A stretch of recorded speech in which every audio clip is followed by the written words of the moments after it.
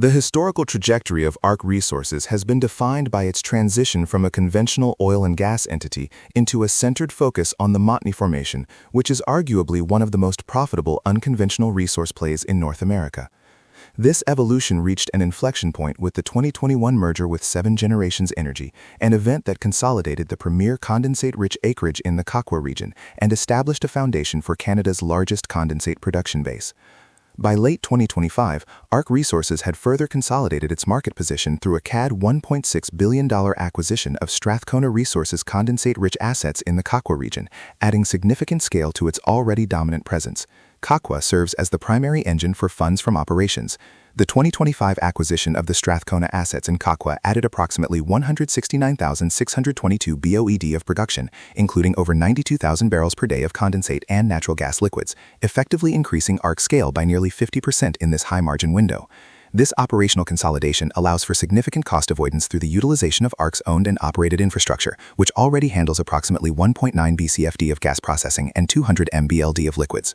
ARX.TO represents the next phase of ARC's organic growth. Phase 1 of the project was commissioned in late 2024 and reached full ramp-up through 2025, adding 40,000 BOE/day of production. Management's focus on ARX.TO is driven by its profitability, with an estimated annual funds flow of approximately CAD 500 million from Phase 1 alone. The technical revisions at ARX.TO in late 2024 added 50 million BOE of 2P reserves, a figure that represents only 9% of the internal inventory estimate, suggesting a multi-decade growth profile. The Sunrise asset serves as a low-cost natural gas source. During periods of weak regional natural gas pricing, as seen in the third and fourth quarters of 2024 and parts of 2025, ARC implemented deliberate production curtailments at Sunrise.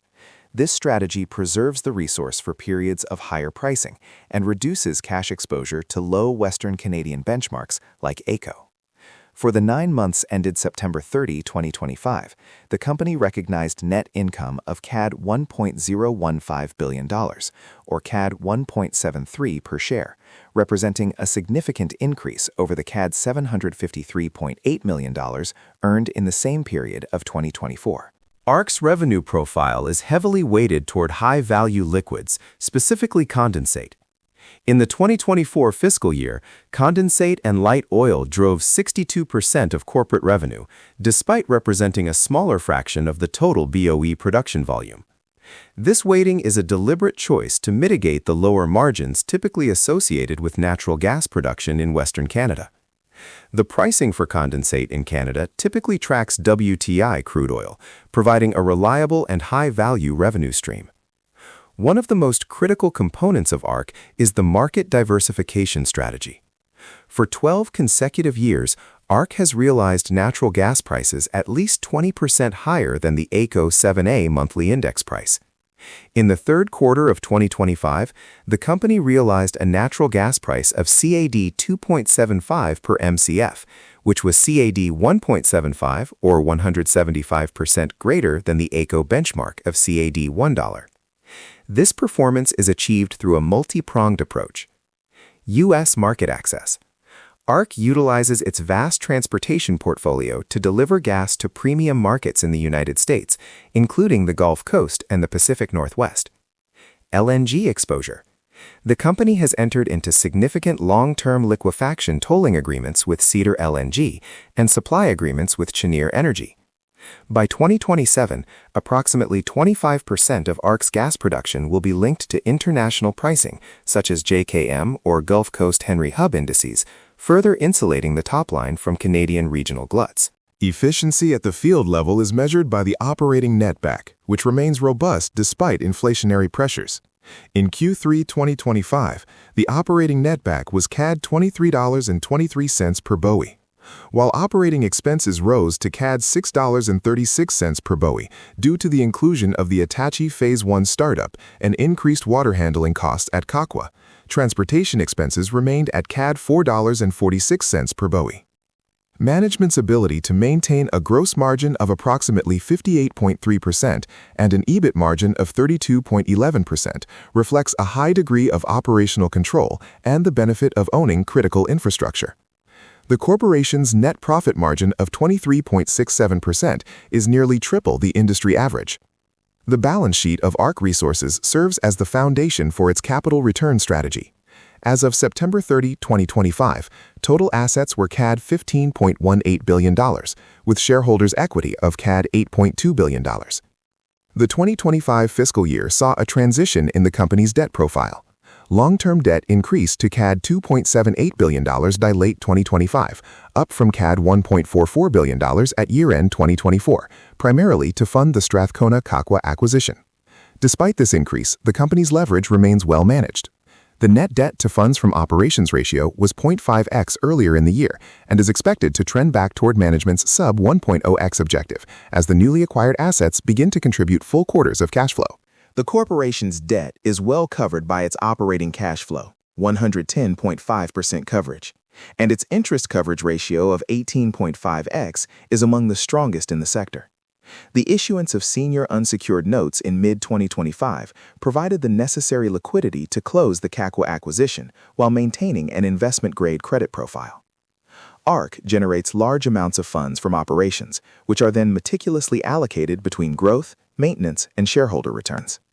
During the first 9 months of 2025, ARC generated FFO of CAD $2.318 billion, a 36% increase over the prior year. After accounting for capital expenditures of CAD $1.45 billion, the company produced free funds flow of CAD $868.3 million. In the third quarter of 2025, ARC distributed CAD $279 million to shareholders, or 100% of the free funds flow generated in that quarter. Year-to-date, the company has returned 82% of its free funds flow to shareholders. The management's stated goal for the entirety of 2025 is to return essentially all free funds flow to shareholders. The allocation of capital at ARC is governed by a strict hierarchy. Sustaining capital, maintaining existing production levels and infrastructure integrity. Base dividend, a reliable, growing dividend funded by cash flow even at low commodity prices. In late 2025, the board approved an 11% increase to the quarterly dividend from CAS 0.19 to CAS 0.21 per share. Growth capital, investments in high-return projects like Attachie and Kakwa. Share repurchases, opportunistic buybacks when the stock trades below its intrinsic value. For the 2026 fiscal year, the board has approved a capital budget of CAD $1.8 to $1.9 billion, which is projected to generate CAD $1.5 billion in free funds flow based on forward pricing assumptions. This indicates a 20% growth in FFF per share, supported by the full-year contribution of Attachie Phase 1 and the integrated Kakwa assets. Long-term dividend and return projections. With the 11% dividend increase implemented in January 2026, the annual payout stands at CAD 0.84 per share. Management has indicated that further dividend growth will be linked to the profitability of the business and the pace of share count reduction. The target for cumulative free funds flow between 2025 and 2029 is estimated at CAD $8 billion to $11 billion, nearly all of which is earmarked for return to shareholders. ARC Resources is viewed by many analysts as a premium value play, trading at a discount to its historical norms and its peers, despite record-setting operational performance. The company's valuation multiples suggest it is undervalued relative to the broader Canadian and U.S. oil and gas sectors. ARC Resources, ARX, valuation benchmarks. Forward PE ratio, 9.98x. EV over EBITDA, 5.09x to 5.3x. Price over cash flow, 4.32x. PEG ratio, 0.48x. ARC's price-to-earnings (PE) ratio of 9.9x compares favorably to the industry average of 19x. Furthermore, its EV over EBITDA of 5.1x is lower than several major peers, such as Canadian Natural Resources and Tourmaline Oil. The PEG ratio of 0.48x suggests that the stock is cheap relative to its earnings growth potential. The bear case for ARC Resources revolves around commodity price volatility, regulatory risks, and project execution challenges. While ARC manages its pricing well, it is not immune to global macro shocks. A significant drop in WTI crude prices below US $60 per barrel would directly impact the revenue from condensate, which is ARC's most profitable commodity. Similarly, if the AECO natural gas benchmark remains depressed for an extended period, the market diversification strategy may be tested by rising transportation tolls or a lack of pipeline capacity to premium U.S. markets. The 2026 guidance assumes a US $70 WTI and CAD 3.50 AECO price environment. Any deviation to the downside would likely result in a reduction of the CAD $1.5 billion free funds flow projection. The Canadian federal government's proposed emissions cap for the oil and gas sector represents a significant long-term risk. If the industry cannot meet emission reduction targets through technology, like carbon capture and storage, it may be forced to cut production to comply with federal mandates. Furthermore, the complex web of provincial and federal carbon taxes, including Alberta's TER and BC's carbon tax, creates a punitive and convoluted policy environment that can waste capital and discourage international investment. Indigenous land and rights claims also remain a potential bottleneck for future project approvals in the Montney region. The Attachie project ramp-up in early 2025 faced minor delays due to production emulsion and third-party downtime. While these were resolved, they highlight the technical and operational risks of developing large-scale unconventional assets. Any significant delay in the commissioning of Cedar LNG or the Cheniere Stage V facility would defer the expected margin expansion from international gas pricing. Additionally, the Trans Mountain Expansion, TMX, and Coastal GasLink pipelines are critical lifelines. Any operational disruption on these lines would force ARC to seek more expensive rail or trucking options for its liquids, or curtail gas production. The bull case for ARC Resources is built on three main pillars: its dominant position in the Montney, its market diversification, and its aggressive return of capital. ARC is the largest Montney and condensate producer in Canada, and the scale of its operations provides a natural cost advantage. By owning and operating its own facilities, ARC avoids approximately 300 million Canadian dollars in annual processing and transportation costs that would otherwise be paid to midstream third parties. Furthermore, the geological quality of the Kakwan and Attachie assets allow for some of the highest well productivity in North America. As the corporation integrates the Strathcona assets, the synergies from co-located infrastructure are expected to drive operating expenses lower on a per-unit basis. The bear argument for Canadian gas is often low AECO prices. ARC systematically dismantles this argument through its market diversification strategy. By 2027, when the Cheniere and Cedar LNG agreements are fully operational, approximately 25% of ARC's gas will be sold at international JKM or Gulf Coast pricing.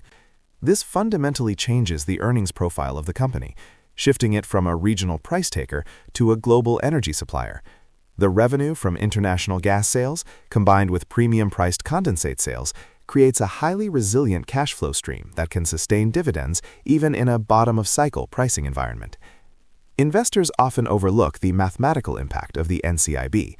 By reducing the share count by 21% since 2021, ARC has ensured that every dollar of net income is distributed among fewer shares. This per-share growth is far more relevant to long-term equity holders than absolute production growth. The company's goal of a 20% FFS per share CAGR through 2029 is a direct result of this disciplined capital management.